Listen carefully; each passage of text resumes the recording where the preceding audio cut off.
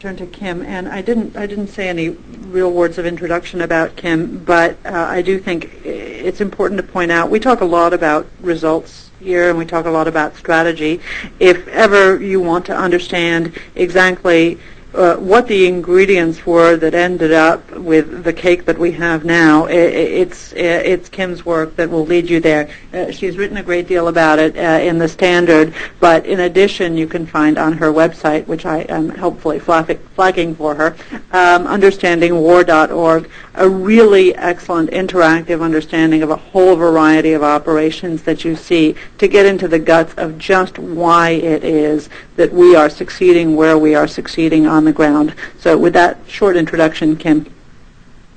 Thank you very much, Janie.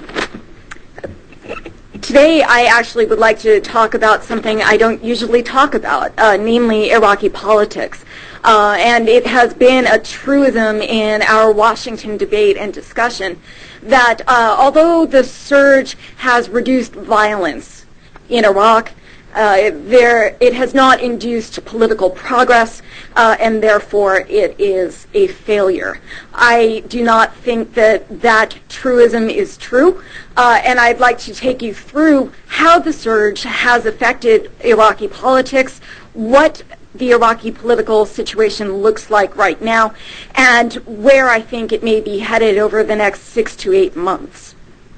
First, I think we need to go back to 2006 and remember what was causing the logjam within Iraqi politics. We have a very weak Prime Minister Maliki, who does not control his appointments to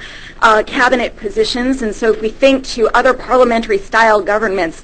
for example, to Britain, we think about Prime Minister being able to appoint all of his ministers and therefore have them execute the policies that he desires to execute. Prime Minister Maliki could not do this. That is not how the Iraqi constitution functions. And in the face of increasing violence and also in the face of parliamentary opposition, Prime Minister Maliki was extremely weak and not actually able to execute policy. By the end of November 2006, the Sadrist trend had essentially pulled its parliamentarians out of the Council of Representatives, making it impossible for legislation to pass and creating what was an insuperable roadblock to any legislative progress whatsoever, because it was not possible to get a quorum within the Council of Representatives once that group had withdrawn. And so as we really turned into the surge itself, we had the Sadrist trend, the party of Muqtada al-Sadr, essentially thwarting whatever desires of Prime Minister Maliki there were, and making it impossible for any legislation to get passed, in addition to creating a violent environment on the ground in Baghdad. And we have to remember that at that time, the Iraqi security forces were not capable of securing the population of Baghdad, and they were challenged by militia groups, by sectarian-minded groups, by al-Qaeda in Iraq, and since Prime Minister Maliki not only did not have control of his security forces, but did not have control of a militia, he had no way of affecting the violence on the ground any more than he did the legislation. I will fast forward a little bit through 2007 to remind you that it was quite quickly after the surge was announced that Muqtada al-Sadr left Baghdad or Najaf or wherever he likes to hang out for Iran, and it was at that time also that a number of his closest comrades were arrested by special raids in the dark that really made it less possible for him to function within Iraq, and created a sort of competition among a variety of factions within the Sadrist trend and its variant militias that really lasted through the summer of 2007. Muqtada al-Sadr announced a ceasefire of his militia groups in in January, February 2007 at the beginning of the surge, reiterated that ceasefire again in August of 2007, and then again in February of 2008. But what happened over the course of the summer of 2007 as the power of Sadr really became diminished, and as al-Qaeda in Iraq became less able to launch its spectacular attacks and thereby intimidate the government of Iraq, was that a faintly working coalition among the leaders of political parties within Iraq began to take shape, and Prime Minister Maliki, along with his Shia and Kurdish colleagues, developed a mechanism for discussing legislative issues, even without having a legislative process that was well underway. And these discussions became known as the 3+1 talks, which really involved the three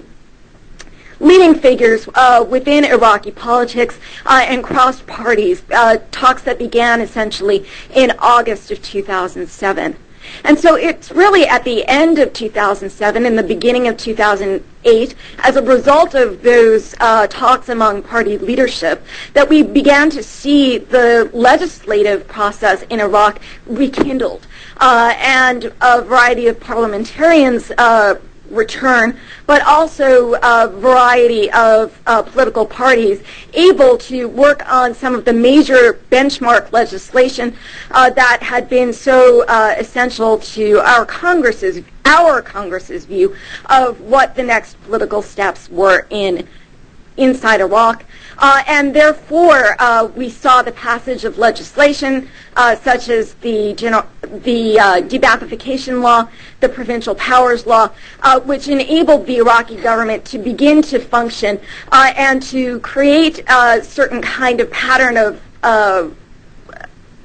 reconciliation at the national level that is not really sort of a wonderful kumbaya moment, but really a series of bureaucratic obstacles overcome that might allow reconciliation in the future. Right now in Iraq, we actually see the fruits of this benchmark legislation really generating a new level of vigorous discussion and indeed competition among political parties. On the one hand, we have the rise of some new political parties, in particular the Sawa, or the Awakening Party, that is derived from the Sunni tribal sheikhs in Anbar, who have essentially opposed al-Qaeda within the province and worked side by side with U.S. soldiers and Iraqi security forces in order to defeat al-Qaeda within the provinces. They have formed their own political party, really concentrated in Anbar, but also spread a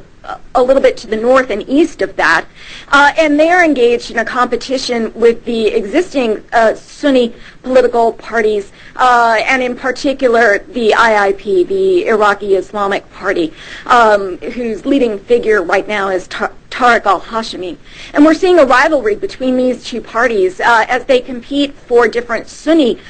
political interests. The IIP was a party of exiles. The Sawa is a party of indigenous Iraqis. The IIP is a party that has been focused on one segment of the Sunni population. The Sawa is focused on the tribal segment of population. And so we're seeing not only the growth of new political parties within the Sunni movement, but a competition between the old political parties and the new political parties that is likely to characterize Iraqi politics over the next year or 2 years.